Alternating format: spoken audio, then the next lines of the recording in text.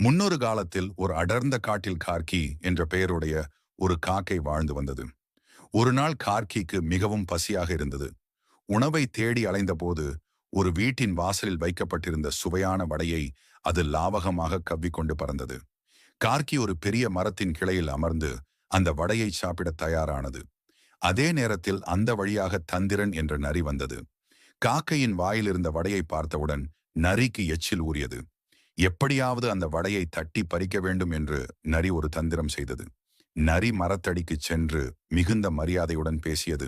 அன்பு காக்கை நண்பரே, உங்களை பார்ப்பதற்கு எவ்வளவு அழகாக இருக்கிறீர்கள். உங்கள் சிறகுகள் மின்னுவதை பார்த்தால் வியப்பாக இருக்கிறது. உங்கள் குரல் மிகவும் இனிமையாக இருக்கும் என்று என் நண்பர்கள் சொன்னார்கள். எனக்காக ஒரு அழகான பாட்டு பாடுவீர்களா? முன்பெல்லாம் நரிகள் இப்படி புகழ்ந்தபோது காக்கைகள் ஏமாந்து வடையை கீழே போட்ட கதையை கார்க்கி தனது பாட்டியிடம் கேட்டிருந்தது. அதனால் அது ஏமாறவில்லை. கார்க்கி மெதுவாக தன் வாயில் இருந்த வடையை காலால் கெட்டியாக பிடித்துக் கொண்டது. பிறகு நரியை பார்த்து சிரித்துக் கொண்டே சொன்னது, நரி நண்பரே, என் பாட்டு உங்களுக்கு வேண்டுமா? இதோ பாடுகிறேன் என்று சொல்லி கா கா என்று உரக்க கத்தியது.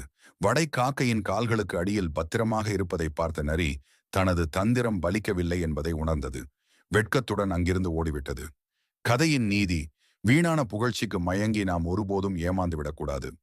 நிதானமாகவும் புத்திசாலித்தனமாகவும் செயல்பட்டால் எப்பேற்பட்ட ஆபத்தையும் தவிர்க்கலாம். குழந்தைகளுக்கான அழகான கதைகள் மேலும் பார்க்க சப்ஸ்கிரைப் அண்ட் ஃபாலோ செய்ய மறக்காதீர்கள். Tiny stories.